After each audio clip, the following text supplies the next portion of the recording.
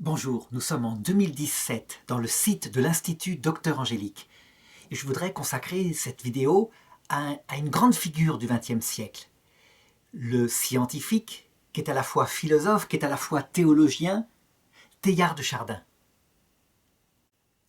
Je laisse volontiers derrière moi la figure du Christ parce que, en fait, pour comprendre Teilhard de Chardin, on ne peut pas se placer exclusivement en science. C'est véritablement un homme qui va essayer, par sa pensée profonde, à la fois de théologien catholique, de l'ordre des jésuites, mais aussi de scientifique, paléontologue, qui cherche l'origine de la vie. Eh bien, il va essayer de faire fonctionner ensemble ces deux choses afin d'établir une synthèse où science et foi ensemble s'articulent, marchent ensemble comme deux affectionnés. On retrouve ici cet esprit qui est particulier au catholicisme et qui vient finalement de saint Thomas d'Aquin. C'est saint Thomas d'Aquin qui a voulu réconcilier raison et foi, chacune gardant sa méthodologie propre. Et ça, c'est très important. En épistémologie, on va voir tout de suite que ces trois disciplines que sont science, philosophie et théologie n'ont pas la même méthode. Mais malgré tout, au-delà de cette épistémologie, il y a forcément quelque chose qui s'est passé. La vérité, pour Teilhard de Chardin, elle vient de Dieu seul, et donc il ne saurait y avoir de contradiction entre les trouvailles par la méthode scientifique, la réalité de l'homme découverte par la philosophie, et la révélation du Christ, qui, elle, je dirais, est donnée à la foi. Alors je vais procéder en trois parties. D'abord un petit rappel sur sa vie, ensuite une synthèse de sa pensée profonde, celle qui était mûrie tout au long d'une vie de recherche. Et puis, parce qu'il faut le faire, les critiques de sa pensée, parce qu'il faut le reconnaître, au point de vue de la foi catholique, sur certains points, il a été condamné, et je montrerai sur quel point, et d'autre part, en ce qui concerne, je dirais, l'évolution elle-même, peut-être qu'il y a cru trop vite sur certains points. Alors d'abord, quelques rappels sur sa vie. Il naît en 1881. Et tout jeune, il manifeste une grande curiosité pour la connaissance, et en particulier pour la nature. Comme il vit dans la région de Clermont-Ferrand, où il y a des volcans, mais où il y a aussi des fossiles, eh bien, toute sa jeunesse, il parcourt un petit peu la nature, il s'intéresse déjà à cette histoire du monde. C'est aussi un homme de foi, si bien que très vite, en 1899, il entre dans l'ordre des Jésuites, qui lui convient parfaitement. Il faut se rappeler un petit peu ce que c'est que cet ordre.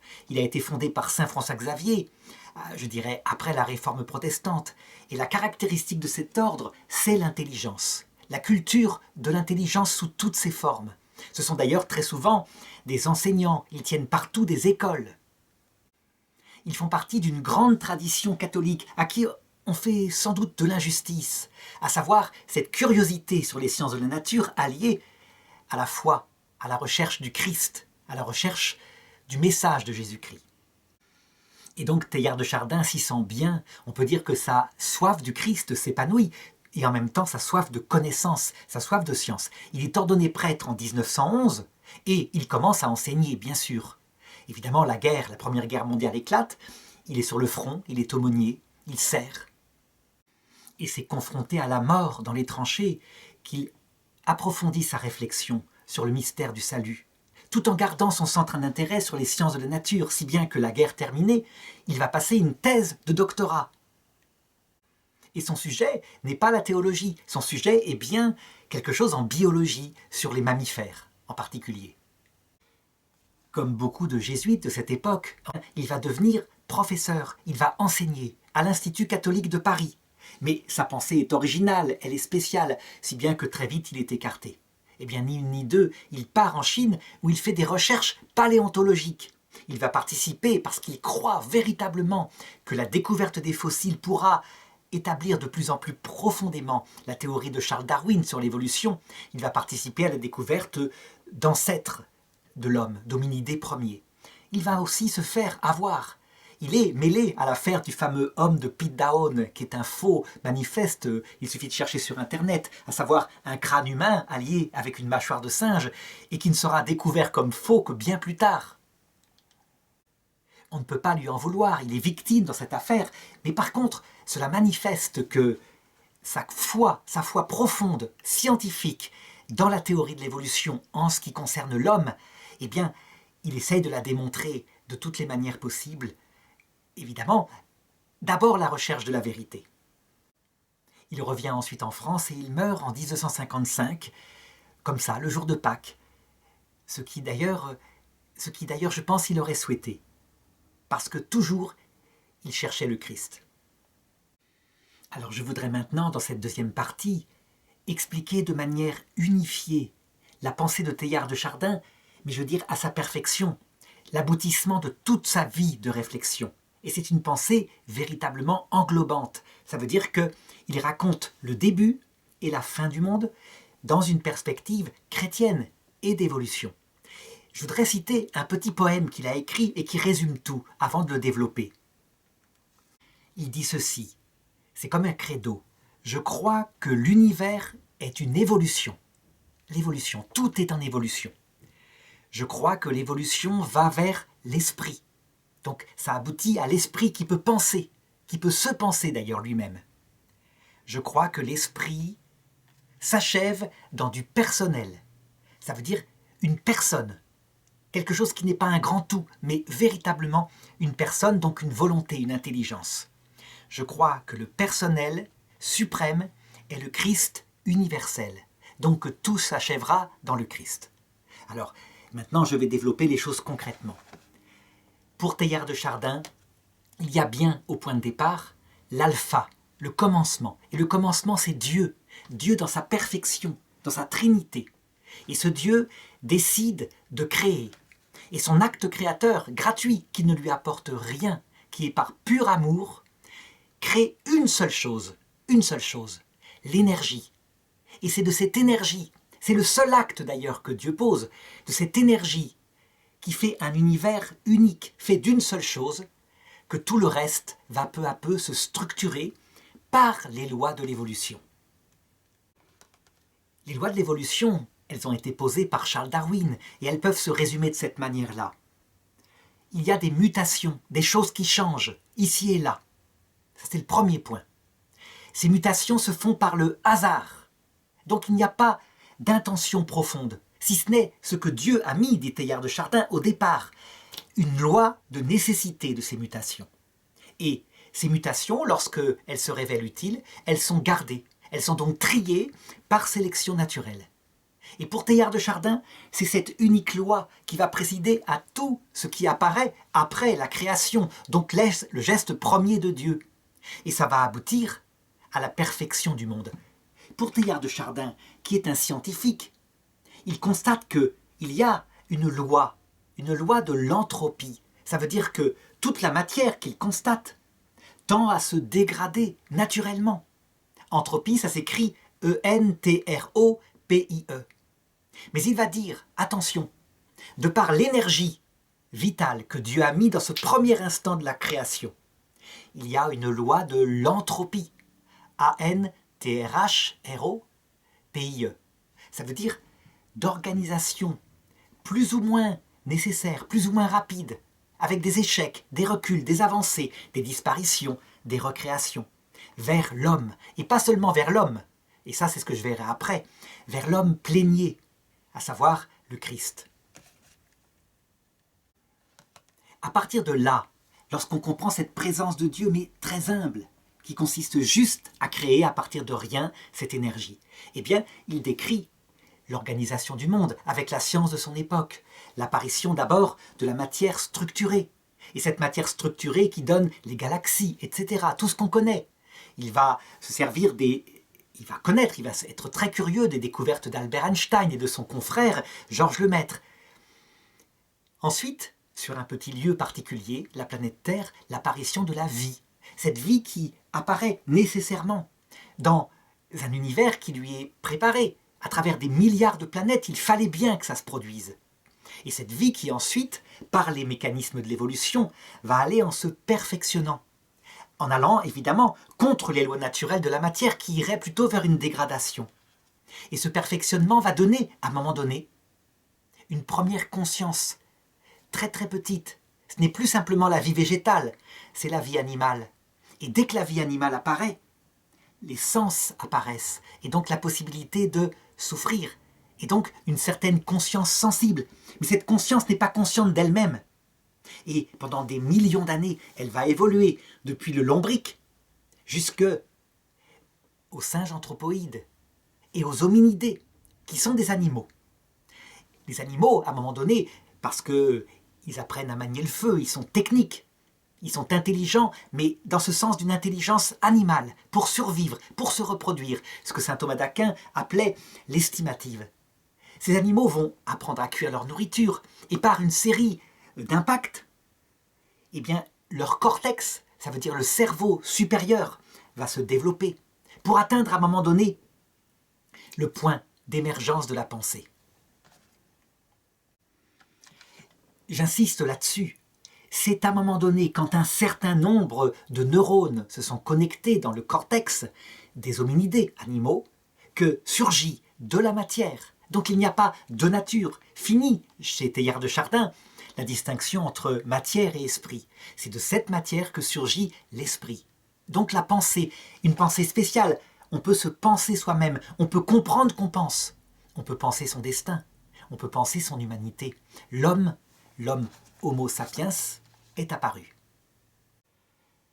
Dieu, quant à lui, qu'est-ce qu'il fait? Eh bien, il laisse faire. Il laisse faire ces lois qu'il a mis dans ce monde qui s'autoconstruit, un petit peu comme ces savants actuels qui construisent des petits robots capables d'apprendre de leurs propres expériences et de s'auto-perfectionner. C'est ainsi que apparaît à un moment donné l'homme. Eh bien, l'homme lui-même, il va évoluer. Oh, il n'évolue plus physiquement. Je dirais même que le corps de l'homme, par rapport au corps animal, est moins puissant. Mais ce qui va évoluer, c'est son esprit. Et son esprit va évoluer de la même façon, à travers des expériences, des ratés, des guerres, des massacres, des reprises, la culture en particulier, où l'homme peut penser ses erreurs, en garder la mémoire, et donc l'améliorer. Si bien qu'au cours des siècles, l'humanité s'affine, elle sort de plus en plus de son animalité, pour produire de plus en plus son humanité cultivée. Dans cette histoire, le péché originel n'est rien d'autre que l'espèce humaine, ce groupe humain, qui, à un moment donné, s'empare de la possibilité de connaître qu'il a, et fait n'importe quoi avec. Donc, au lieu de le consacrer à ce qui est la finalité que Dieu lui prévoit pour l'humanité, à savoir s'aimer, l'amour réciproque, l'amour de Dieu, eh bien l'homme, il fait ses expériences en se croyant adulte, et ça donne les guerres, les massacres, le néolithique et ses horreurs. Eh bien, Dieu laisse faire, parce que l'homme apprend à travers cela. On peut même dire que pour Teilhard de Chardin, l'Ancien Testament, qui est l'histoire de l'affinement de cette humanité sur 2000 ans, qui raconte l'humanité à la fin du néolithique, à l'âge de bronze, etc. Eh bien, l'Ancien Testament, il manifeste cette évolution à travers des joies, mais aussi des souffrances, comme la déportation du peuple juif à Babylone, où il va y apprendre l'humilité. C'est donc une leçon terrible pour lui, mais constructive. Évidemment, il y a un moment donné où quelque chose est plus fort que cette pensée de l'homme, où Dieu va intervenir. Et c'est le Christ, Dieu qui se fait homme sur terre, qui assume cette humanité.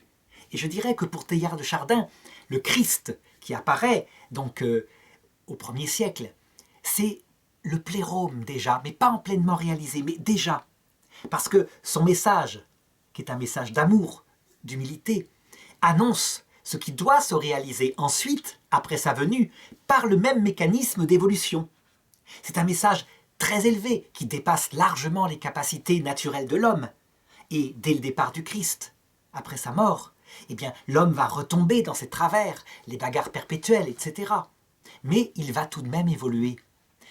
Teilhard de Chardin, qui vit la Seconde Guerre mondiale, qui voit, après la Seconde Guerre mondiale, ce qui s'est passé pour combattre le nazisme, il constate cette lutte du mal qui veut entraîner l'homme de nouveau vers la barbarie, mais curieusement, cette victoire du bien qui arrive quoi qu'il arrive.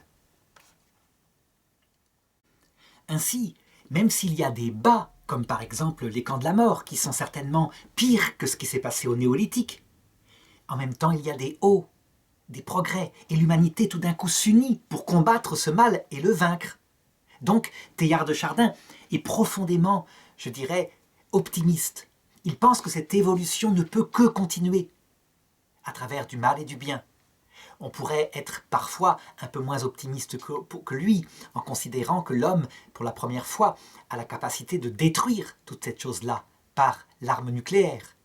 Mais Teilhard de Chardin pense que, de toute façon, le point oméga sera atteint un jour. Et c'est là où il redevient encore théologien. Qu'est-ce qu'annonce la foi chrétienne? Elle annonce à la fin, après des combats eschatologiques terribles, le retour du Christ dans sa gloire. Et bien pour Teilhard de Chardin, le Christ qui viendra, qui s'unira à l'homme, et attention, on pourrait croire, en regardant un petit peu ce qu'il dit, que c'est une sorte d'union de type bouddhiste. Ça veut dire où il n'existe plus qu'une réalité, Dieu et l'homme unifiés pour former un seul être, le grand tout. Non, il n'est pas comme ça, panthéiste ni moniste. Il y a véritablement une union d'amour entre des personnes, mais des personnes qui forment un grand corps, uni par l'amour, et qui s'appellera l'Église éternelle. Et en même temps, tout en gardant ce qui est essentiel pour la foi chrétienne, donc cette distinction des personnes, eh bien, il dit que l'opposition avec la perspective bouddhiste, qui est moniste, qui est panthéiste, c'est-à-dire où tout le monde, il n'existe qu'un seul être, ou plutôt tout est Dieu, eh bien, est dépassée par le fait que l'union est tellement forte que tout cela forme le corps du Christ. Avant d'aller plus loin, et donc de regarder ce qu'il pourrait y avoir à critiquer dans cette flèche en perpétuelle direction vers l'oméga, le point oméga, l'accomplissement de tout dans le Christ, eh bien, il faut se demander épistémologiquement, quel est le statut de cette pensée de Teilhard de Chardin? On voit qu'il est très scientifique, il se sert de la science. Et quand il fait de la science, il fait de la science. Donc, il observe les réalités et il n'y croit que s'il peut démontrer que cette réalité existe et en mesurer, je dirais, le devenir. Il le fait particulièrement en paléontologie. Il est aussi philosophe. Il regarde l'être humain et son évolution à travers l'histoire. Cette histoire chaotique que décrit d'ailleurs Hegel et qui aboutit à un progrès. D'autre part, il est théologien. Tous les dogmes apportés par l'Église catholique, il les contemple, il les a, mais il les repense à la lumière de tout cela. Eh bien, je dirais qu'en fait, la pensée de Teilhard de Chardin, elle est une théologie, fondamentalement. Ce qui l'intéresse, finalement, c'est le but de tout cela, la sagesse, l'explication de tout. Et la science, qui le passionne depuis toujours, la philosophie, qui l'a intéressé énormément, sont mises au service de son regard de sagesse sur l'humanité. On pourrait dire, mais il mélange les disciplines. Épistémologiquement, ça ne se tient pas. Non, il ne mélange pas. Il fait une synthèse qui, quelque part, a été faite aussi par saint Thomas d'Aquin. Saint Thomas d'Aquin, c'est la même chose. Il sait parfaitement ce que c'est que la science, parce qu'Aristote a développé des aspects scientifiques, même si lui vit au XIIIe siècle. Il sait aussi ce que c'est que la philosophie. Donc, l'observation de l'homme et la découverte par tous les moyens naturels de l'intelligence. Et il met tout cela au service de la révélation pour mieux la comprendre. Donc c'est une autre synthèse, mais elle est théologique. On peut donc dire fondamentalement, je pense, que Teilhard de Chardin est un théologien qui se veut catholique. Maintenant, passons à la dernière partie, à savoir, est-ce qu'il y a des critiques à apporter? D'abord, avant d'apporter des critiques sur le contenu de ce qu'il dit, eh bien on ne peut qu'admirer cette pensée universelle qui essaye d'unifier les choses. Il y a peu de gens qui sont capables de faire encore des choses comme cela. Mais pourtant, je crois qu'il faut y tendre. Tout homme, tout savant de haut niveau, cherche à comprendre les choses parce qu'il y a forcément, au-delà de cette diversité, une unité. Et lui, il la trouve à travers cette chiquenote du point de départ, cette création de l'énergie, et ensuite sa structuration dans les lois de l'évolution. Eh bien, sur un point particulier, la pensée de Teilhard de Chardin va être condamnée. Condamnée, attention, ça ne veut pas dire menacée, etc. Non, condamnée, au ce sens que l'Église catholique va dire « ça ne peut pas être vrai ». Sur ce point-là, on ne le suit pas. À savoir que, pour l'Église catholique, pour les dogmes de la foi catholique, Dieu n'a pas créé qu'une seule chose, l'énergie qui donne tout ce qui est créé.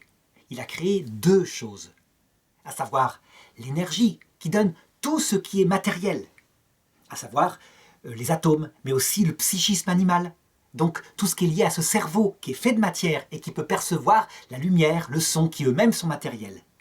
Mais d'autre part, Dieu a créé une autre réalité qui n'est pas faite de matière, qui est faite d'autre chose, et que Aristote déjà en philosophe analysait comme venant d'ailleurs, à savoir l'esprit. Donc pour l'Église catholique, l'évolution, pourquoi pas? Je dirais, elle n'a rien contre. Teilhard de Chardin a peut-être trouvé le mécanisme, à condition tout de même de dire qu'à un moment donné, Dieu intervient dans cette humanité animale, les hominidés fossiles, donc ce que Teilhard de Chardin trouvait dans ses fouilles paléontologiques, pour créer l'esprit. Et l'Église catholique va jusqu'à dire, à travers la parole de Paul VI, qu'il y a un premier esprit. Il y a même deux premiers esprits, un homme et une femme. À savoir que Adam et Ève, tels que le décrivent la Genèse, ce n'est pas le symbole d'un peuple en évolution. Il y a vraiment eu des personnes qu'on retrouvera de l'autre côté. Même si leur corps procède très probablement par évolution. Et ça, le pape Jean-Paul II, dans un discours à l'Académie des sciences, dit c'est plus qu'une hypothèse, aucun problème. On voit bien que le corps humain est un corps d'hominidé. Mais l'Église maintenait, face à Teilhard de Chardin, que l'esprit est autre chose. Et véritablement, sur ce point-là, c'est peut-être d'ailleurs là-dessus que sans doute il a perdu son poste d'enseignement à la Catho de Paris.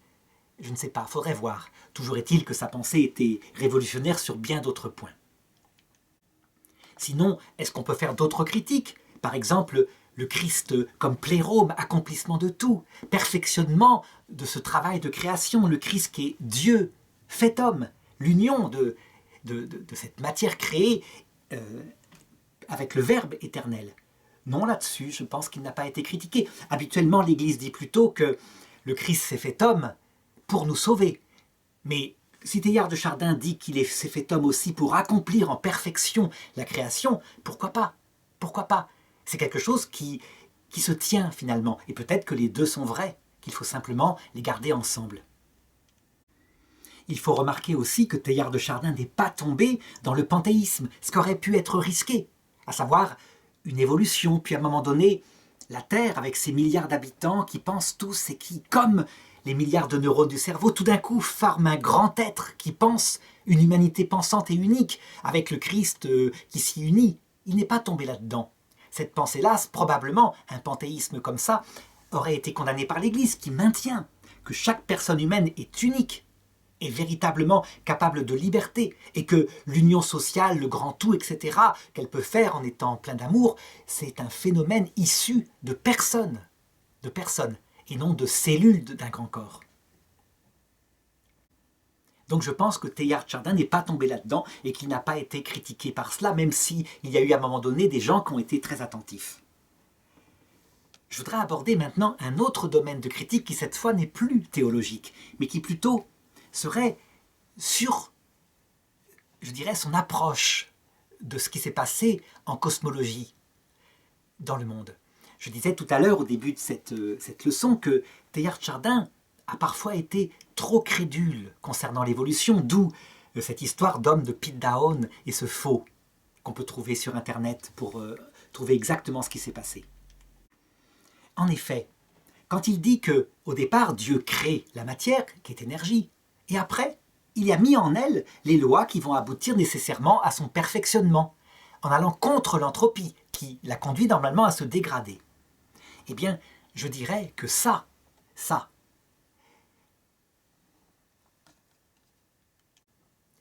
pose de gros problèmes. Ça pose de gros problèmes non pas à la science actuelle, l'évolution, qui elle ne cesse d'enseigner la même chose, à savoir que, sans problème, on passe d'un monde non vivant, la Terre donc stérile, à tout d'un coup, avec un peu de temps, des petites marques qui se mélangent, les fameuses expériences de Stanley Miller, par un hasard heureux, aux premières bactéries.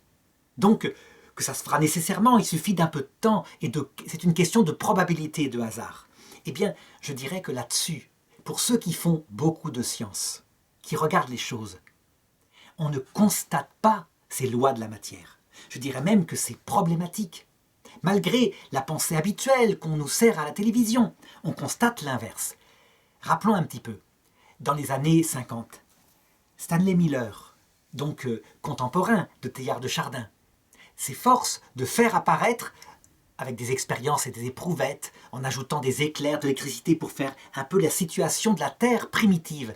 Il essaye de faire apparaître des molécules organiques, c'est-à-dire des molécules qui comprennent du carbone et divers atomes comme de l'oxygène, de l'azote, de l'hydrogène. Il y arrive.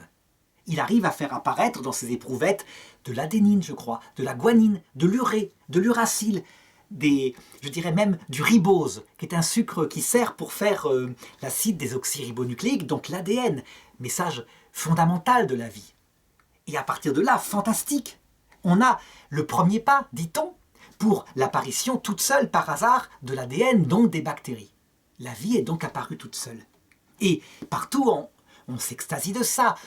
On va même sur une comète récemment, la comète avec un robot qui s'appelait Philae, et on découvre que sur cette comète, il y a aussi des molécules organiques. Le terme de molécule organique, il est employé en chimie parce que, habituellement, ces molécules complexes, qui font 8-9 atomes de carbone avec autour de l'hydrogène, je l'ai dit, sont des déchets de la vie. Le problème, c'est que le terme organique est mal employé. Lorsque, je dirais, des molécules comme ça apparaissent à partir du monde minéral, il faudrait mieux dire des molécules carbonées simples. Quant à en conclure que la vie est tout simplement apparue à partir de là, c'est un peu rapide. Parce que ça fait 50 ans qu'on essaye de faire simplement le tout début. Par exemple, de faire que des bases azotées, adenine, guanine, qu'on mélangerait ensemble, se collent un petit peu toutes seules ensemble, s'il vous plaît, pour former une petite chaîne, mettons, de 10, pas plus, d'ARN, hein. Pas d'ADN avec la double hélice, mais disons cela. Et ça ne marche pas. On dirait même qu'il y a une loi du monde non vivant qui fait que dès que la molécule est un peu complexe, elle est cassée pour redevenir à des choses simples, stables. Finalement, c'est un peu comme si Teilhard de Chardin avait découvert que les cailloux apparaissent tout seuls. Et c'est vrai. Partout, sur toutes les planètes, il y a des cailloux. De toutes sortes, des ronds, des carrés, composés de plein de sortes d'éléments chimiques. Et qu'il en déduisait à partir de là que les ordinateurs modernes, les microprocesseurs qui échangent entre eux, apparaissent bien sûr par hasard puisqu'ils sont faits de la même matière qui fabrique les cailloux.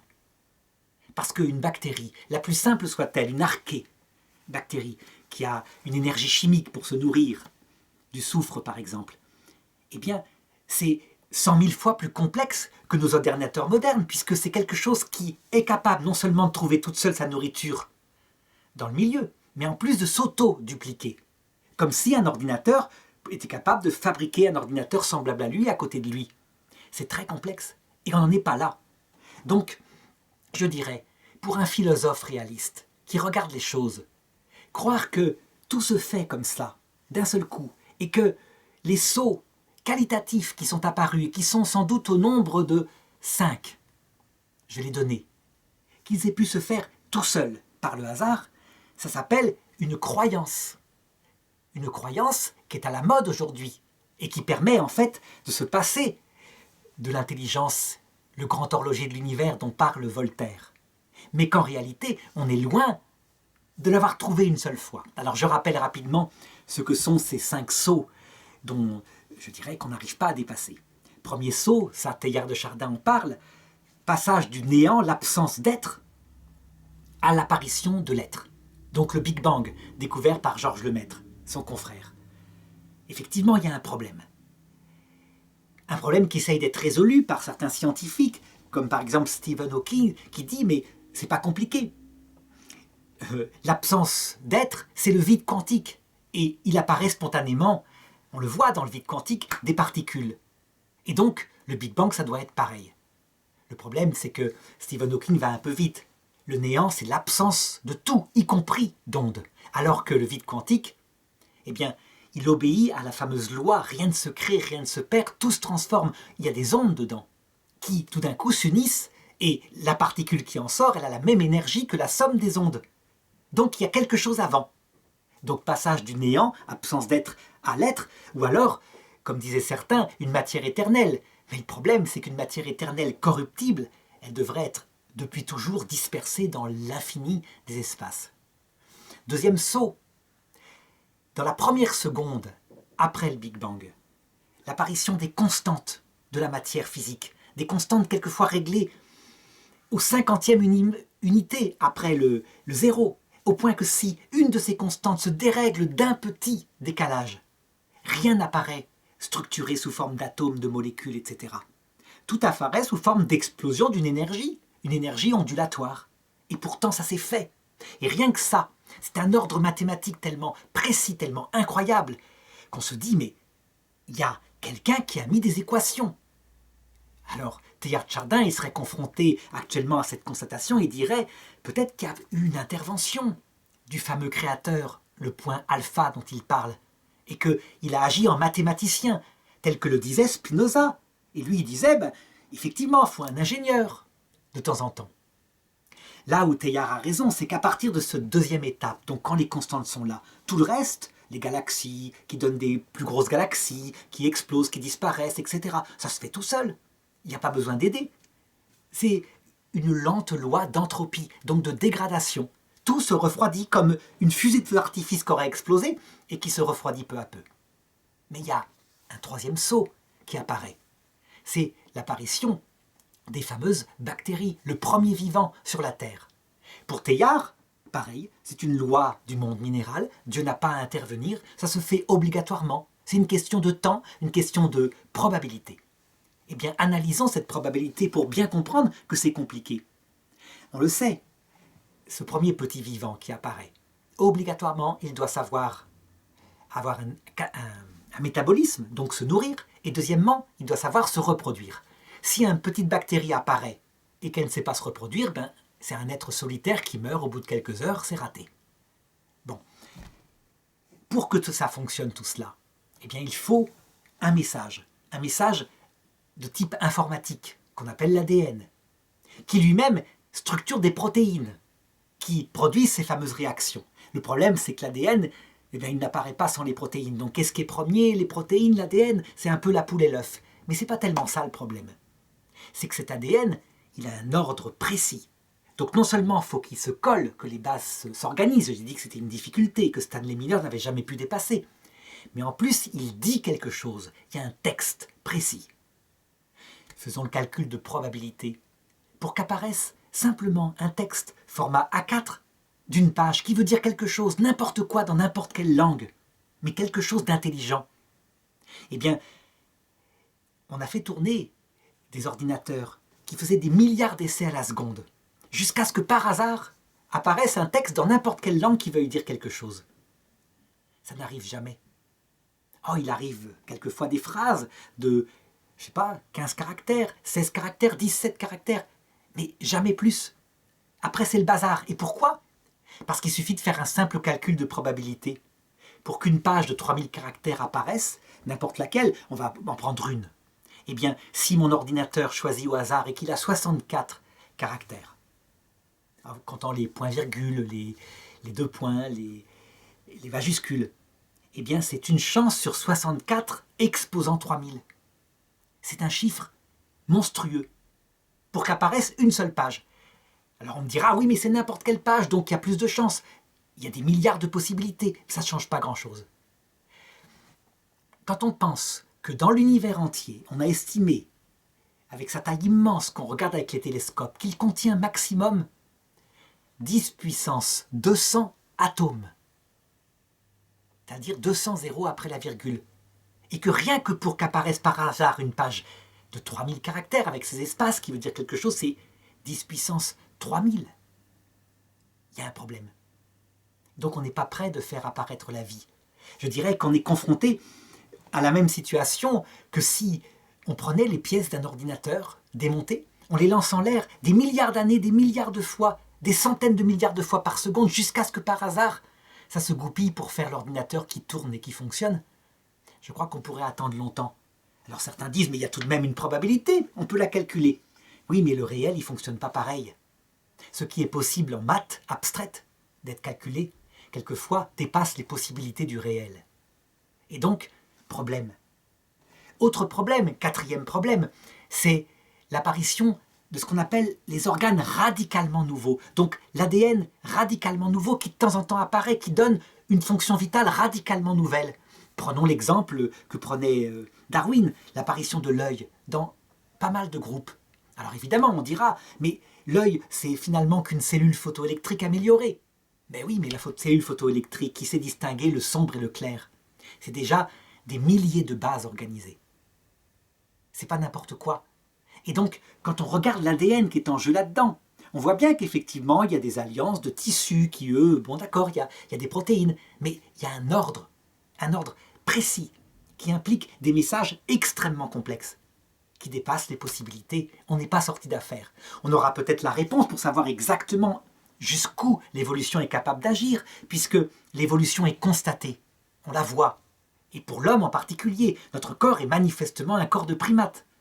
Mais reste à savoir si elle se fait selon les lois de Darwin toujours. Les lois de Darwin fonctionnent, on le constate, pour des petites évolutions. Mais est-ce qu'on a raison d'établir ça et d'élargir cela, de généraliser cela aux macro-évolutions que je citais tout à l'heure, donc ADN radicalement nouveau, apparition d'une fonction vitale radicalement nouvelle. On voit bien que ce sont des remarques d'ordre philosophique, pas seulement scientifique. Parce que on n'a pas le commencement du début d'une hypothèse pour savoir comment ça s'est fait. Et pourquoi ça ne serait pas fait d'une autre façon, puisqu'on constate l'évolution, un peu comme chez Microsoft. Quand on voit qu'effectivement, il y a une évolution des ordinateurs et des logiciels Microsoft. Mais ils ne sont pas dus qu'au hasard et au tri par sélection naturelle par les utilisateurs qui envoient balader des logiciels peu utiles. Il y a des ingénieurs qui mettent en place des choses. Et c'est une théorie philosophique, je dis bien philosophique, ce n'est pas théologique. Ça s'appelle la théorie du grand horloger de l'univers, c'est le déisme philosophique. Ce n'est pas idiot quand on est confronté à un saut comme cela. Enfin, cinquième saut, l'apparition de la pensée, de l'esprit, qui pour Teilhard vient d'un cortex qui tout d'un coup atteint la capacité de se penser lui-même. Je dirais que on a là un problème. Certains disent, mais c'est confirmé à l'heure actuelle, le cerveau humain est plus complexe que celui du singe. Le problème, c'est que quand on dit à longueur de journée à la télévision qu'entre le singe et l'homme, il y a 1% même pas de différence, je parle des singes anthropoïdes, et que on constate qu'il n'y a pas plus d'organes dans le cerveau humain que dans le cerveau d'un chimpanzé. Il y en a peut-être même moins. Ils sont plus rapides que nous sur la mémoire immédiate. On a fait des expériences, on le voit, ils sont plus doués que nous. Mais que l'organe de la pensée spirituelle, qui n'a pas comme objet seulement se nourrir, se reproduire, donc l'estimative, mais comprendre qu'on existe, se demander ce qu'on fait sur Terre, la sagesse, l'art, les beaux-arts, je parle, l'art technique, le singe en est capable. Où est son organe? Où est son ADN? Alors, l'hypothèse de Teilhard de Chardin, c'est que ça surgit d'un ordre qui, à un moment donné, atteint sa perfection. Je dirais qu'un organe matériel, normalement, doit produire une opération matérielle. On voit bien, l'intelligence animale produit une opération matérielle comme attraper une proie, savoir jouer avec un cube, se reproduire, séduire une femelle. Mais comme disait Aristote, quand apparaît l'opération spirituelle comme pensée à quelque chose qu'on ne peut pas dessiner, le concept d'éternité, le concept de beauté, on comprend ou on ne comprend pas, même si on peut se servir d'image pour le signifier. D'où ça vient? L'Église dit, cet esprit vient d'ailleurs, il a été infusé par Dieu dans le corps de ces hominidés, et il en a fait des êtres humains. Ce n'est pas si idiot que ça, finalement. En tout cas, c'est sur ce point théologique précis, uniquement, que l'Église va condamner la pensée de Teilhard de Chardin, le reste étant tout à fait une recherche qui relève de la science et de la philosophie. Il faut être modeste quand on est scientifique, quand on est philosophe. Il faut garder son propre objet épistémologiquement, même si on a le droit, parce qu'on est aussi humain, d'unifier ces disciplines, comme l'a fait Teilhard de Chardin. Et c'est magnifique, son œuvre de synthèse. Mais il faut être modeste. Et je pense que la solution à cette critique-là, du pouvoir absolu de l'évolution, elle va venir bientôt. Elle va venir de la comparaison des ADN, je pense. quand on comparera l'ADN de l'œil apparu chez le mollusque, l'ADN de l'œil apparu chez le mammifère, on saura si ce sont deux évolutions différentes. Quand on comparera l'ADN de quelque chose de primitif, un œil, par exemple, de mollusque qui ne voit que le sombre et le clair, et un œil de mollusque performant, comme celui du poulpe, qui voit les couleurs de manière extraordinaire, pour voir qu'est-ce qui différencie au point de vue de l'ADN. On aura sans doute les réponses. Et un jour, une génération qui sera peut-être moins, je dirais, dans le conflit entre ces trois disciplines que sont la science, la philosophie et la foi, un jour peut-être que quelqu'un refera une synthèse honnête en se demandant exactement que peut la matière quand elle évolue et qu'est-ce qu'elle ne peut pas faire.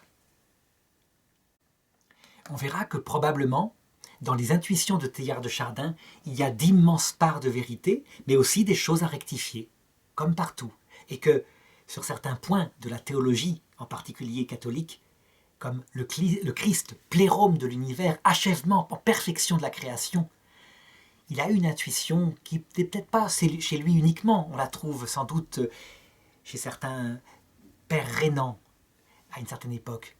Il n'empêche que lui a donné un développement particulièrement fort.